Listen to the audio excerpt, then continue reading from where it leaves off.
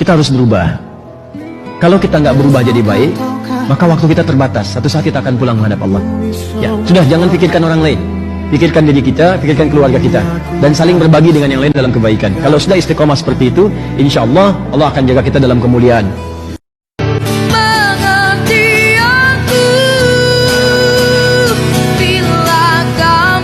Amalan Anda apa? Lihat mata Anda di cermin yang penuh dengan dosa. Tatap wajah Anda yang penuh dengan dosa. Tatap lisan kita yang banyak maksiat. Tatap tangan kita yang pernah berbuat buruk. Tatap kaki kita yang melangkah pada maksiat. Apakah layak untuk menjadi ahli surga? Kalau Anda sedang punya persoalan yang anggap Anda kecewa, jangan larut dalam kekecewaan. Perangi perasaan yang tidak baik. Boleh jadi yang Anda anggap tidak suka, ada kebaikan di dalamnya. Yang Anda kejar-kejar, justru ada hal yang tidak baik di dalamnya. Kenapa? Karena Allah tahu masa depan Anda tidak bisa baca masa depan. Ini yang baik di masa depan Anda. Ketika Anda ikuti, itu yang terbaik. Jika Allah sudah memberikan getaran pada jiwa kita, itu tandanya petunjuk pertama Allah mencintai kita untuk berubah sebelum kita kembali kepada Allah. Allah itu punya sifat sayang luar biasa. Gak akan dibiarkan seorang hamba pulang untuk masuk ke dalam neraka, kecuali memang hambanya yang pengen. Gak ada yang dibiarkan. Selama nyawanya masih ada dalam jasadnya, belum sampai ke kerongkongannya, pasti akan diberi petunjuk. Jangan marah kalau disebutkan keburukan Anda oleh orang. Biasa aja. Dan gak ada kerjaan kalau orang lain nyari keburukan kita, karena selalu akan ditemukan. Artinya kalau ada orang mencela kita, atau menyebutkan keburukan kita misalnya, atau menggibahkan kita, itu artinya kita benar-benar manusia. Sebab kalau nggak ada aib, namanya malaikat. Jelas ya? Dan nggak usah marah. Sebab kita punya dua keuntungan. Keuntungan pertama, Allah sedang menetapkan bahwa kita benar-benar manusia. Yang kedua, saat disebutkan nama kita dengan kejelekannya, misal, kalau itu kemudian benar, hati-hati menjadi gibah. Kalau itu salah, menjadi fitnah. Dan setiap gibah atau fitnah ketika disebutkan, maka semua dosa kita ditransfer kepada dia, dan pahala dia ditransfer ke kita. Allah tidak mungkin menguji seorang hamba di luar batas kemampuannya.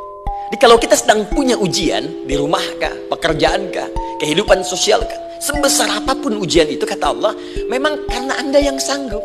Kalau nggak sanggup, nggak akan diuji. Di ujian itu berbanding lurus dengan kemampuan. Mustahil seorang hamba diuji di luar batas kemampuannya. Jadi kalau Anda sekarang pun sedang punya masalah sebesar apapun, kata Allah, memang cuma kamu yang sanggup, yang lain tidak. Kalau Allah sudah mengatakan, dosa sebesar apapun kamu, saya ampuni. Pernah mabuk, pernah zina, pernah salah, silahkan kesini, mendekat, saya ampuni kamu. Kalau Allah sudah memberikan itu semua, kita nggak mau juga minta ampun, dengan cara apa lagi mesti diampuni? Jadi ada tingkat ujian yang sudah mulai menggoyang hati.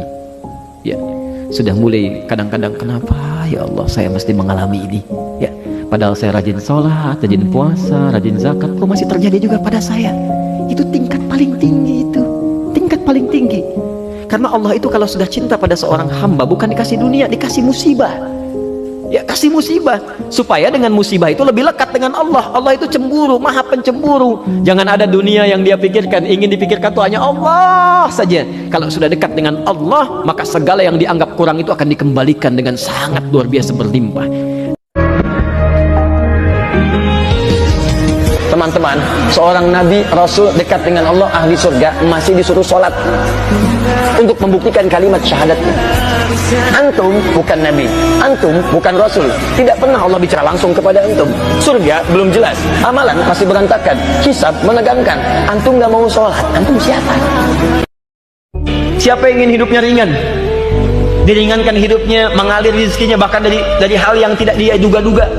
Bagaimana kuncinya? Bekerja itu penting, tapi ada yang dipercepat oleh Allah, ada akselerasi.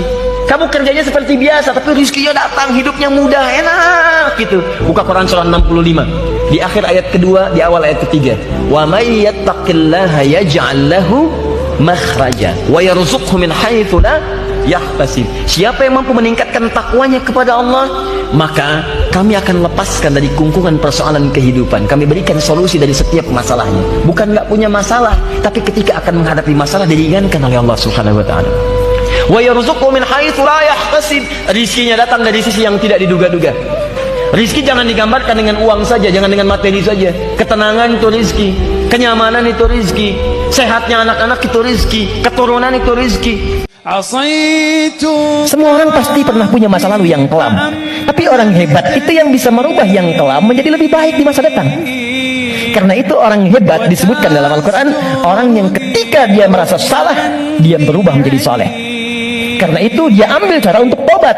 Karena itulah Nabi memberikan isyarat, Allah sangat mencintai pelaku maksiat yang tulus bertobat dibandingkan orang soleh yang tidak pernah merasa salah. Ma wadda'aka rabbuka wa ma qala. Saya pastikan kepadamu, dalam keadaan nyamanmu seperti dulu ataupun engkau bimbang seperti sekarang, Tuhanmu tidak akan pernah meninggalkanmu ataupun menuduhmu gila. Orang-orang yang dekat dengan Allah Subhanahu wa taala, maka Allah akan menjaganya baik dalam keadaan yang tenang dan nyaman ataupun dalam kesulitan yang luar biasa. Mungkin Anda bersahabat dengan teman yang tingkat ibadahnya jauh di atas Anda. Anda masih sibuk dengan urusan dunia, tapi masih menunaikan sholat, masih puasa, tapi karena kesibukan dunia Anda, Masya Allah, kurang bekal ibadah Anda. Tapi beruntungnya Anda dengan punya teman yang soleh, berjamaah dengan imam yang soleh, puasa dengan dia, buka sama-sama, kadang sering ikut-ikut misalnya dalam ta'limnya, dalam macam-macamnya, Masya Allah. Maka tiba-tiba ketika Anda dikenal oleh dia, diingat oleh dia, di akhirat nanti, tidak ditemukan Anda. Ya Allah, dia kawan saya, dia teman saya, dia saudara saya, ya Allah.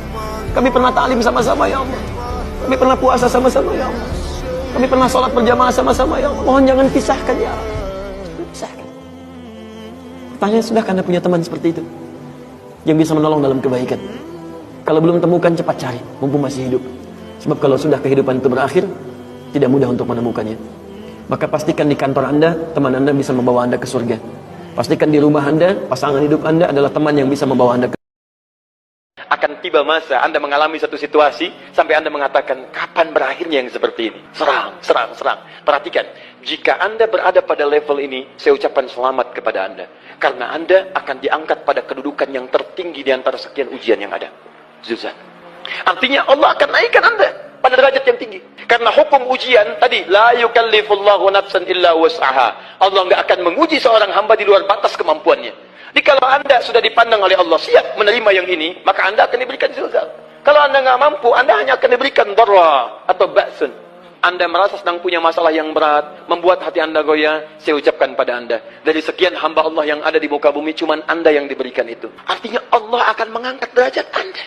Ayo bahagia. Dan yakinlah, bukan orang lain yang dititipkan, Anda yang diberikan. Allah percaya pada Anda, kenapa Anda tidak yakin? Bukan orang lain. Jadi mustahil Allah memberikan ujian berat kalau Anda nggak sanggup. Karena cuma Anda yang sanggup, Anda yang... Awas, Anda bisa online dengan yang lain. Kenapa Anda nggak bisa online dengan Allah? Ketika tiba panggilan menunaikan sholat. Berapa kali Anda bisa online dengan Quran? Padahal handphone Anda bisa online setiap waktu dengan WhatsApp, dengan media sosial, dengan Facebook, dengan Instagram. Berapa kali status Anda di hadapan Allah bisa diupdate? Cek. Apa yang menghambat Anda tidak bisa fokus dengan itu? Kok bisa sholatnya yang 5 waktu kalah dengan urusan dunianya yang simpel-simpel? Kok bisa tahajud dikalahkan dengan urusan sepak bola? Catat doa ini baik-baik. Atau Anda boleh ikuti. Boleh ikuti, ya. Allahumma. Saya ulang. Allahumma. Ikfina. Bihalalika. An haramik. Wa bifadlika. Amman siwak. Wa bifadlika. Amman siwak. Bagi antum yang ikhwan, bacakan itu selepas selesai Jumat. Jangan cepat-cepat keluar, zikir walau sejenak, bermohon pada Allah, bacakan doa itu. Istri boleh bacakan di saat-saat ba'da asar, menjelang ke maghrib. Bacakan itu, minta kepada Allah. Apa faedahnya? 2. Ini riwayat yang masyhur sekali. Pertama, Allah akan bebaskan antum dari hutang-hutang yang melilit dalam kehidupan. Dan Allah akan muliakan antum dengan semua kemuliaan yang terbaik yang Allah berikan kepada antum. Tidak ada manusia yang sempurna. Barangkali semasa hidupnya pernah melakukan banyak tindakan maksiat. Salahnya banyak, keburukannya banyak, pernah bahkan celah orang, pernah bahkan melakukan perbuatan yang tidak terlukiskan. Tiba-tiba selalu ada sentuhan untuk berubah. Pernah merasakan titik ini, terfikir untuk berubah misalnya, itu tanda pertama dari Allah yang menginginkan kita berubah jadi lebih baik lagi. Jadi kalau Anda pernah merasa misalnya, lihat orang ikut taklim, tiba-tiba ada getaran pada Anda, saya kapan begitu ya? Nah itu bahasa itu ketika sampai pada lisan Anda, masuk ke hati Anda, itu tanda langsung dari Allah meminta Anda untuk berubah.